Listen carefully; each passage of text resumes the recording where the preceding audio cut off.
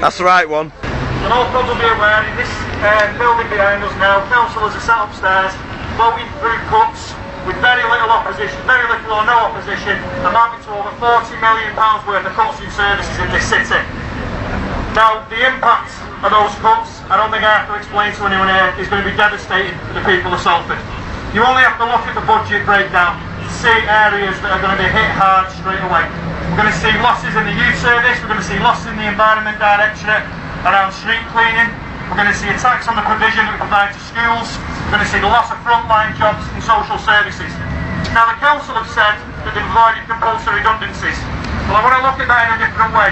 The first thing is, nearly 600 jobs are going to go from this authority in an area that's got one of the highest levels of youth unemployment in this country. It might be voluntary for the people who are taking the offers of redundancy and severance, but in the past those jobs would have been filled. If those people wanted to go, those jobs would have been filled by local people. A lot of them are currently out of work because of attacks that have taken place over the years and because of the lack of opportunities for young people. They won't be offered those jobs because those jobs are going to go. The other way to look at it as well is, if anyone has actually seen the budget and sat down and studied it, it's very vague. On paper, it's a set of numbers. I'll give you one example. I work in mental health. Through personalisation, which is a process by which recipients, users of social services, can purchase their own care rather than using local authority services. Now, we don't disagree with that. If people want to exercise control over their own care, that's entirely up to them. But this council is seeking to save £3.5 million over the next 3 years through that. Personalisation, like a lot of other things in this budget, was never meant to be about cost cutting, but it is. They're using things like that. They're using services that people depend upon to make these savings. Now, we know where the blame lies.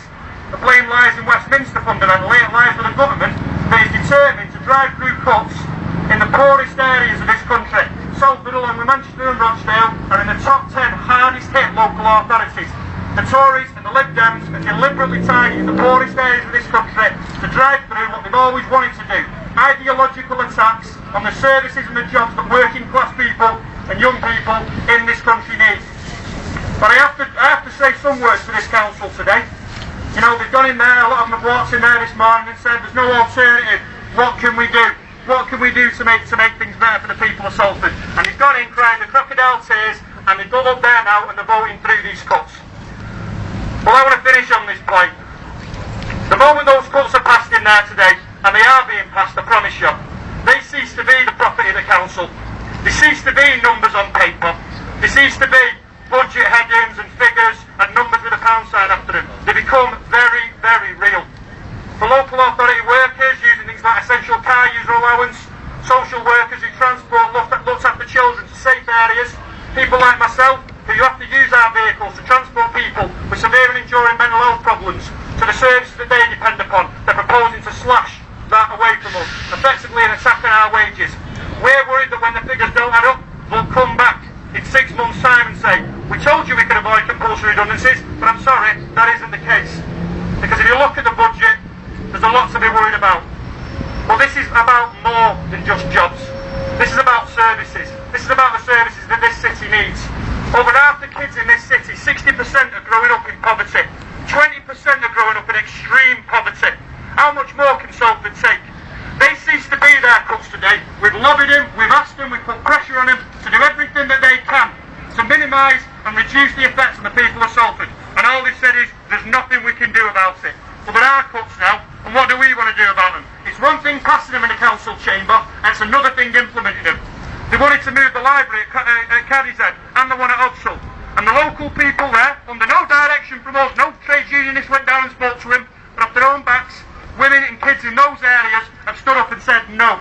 They've held the demonstrations.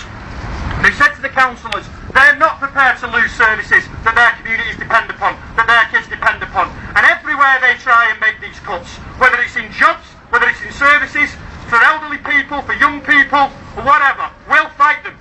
Because passing them in there, like I say, is one thing, implementing them is another. Salford against the cuts, and we'll be holding a meeting. Anyone who wants to come down at Salford Unison's branch office next Monday night at 7 o'clock, we're inviting everybody to get involved in this campaign. We're building a local level. We had a meeting on Monday night in Broughton. We've now got a Broughton against the cuts. We've got an Odsall against the cuts. We'll be building where we've got anti-cuts groups, bringing together workers, service users, young people, and anyone the community who wants to get involved.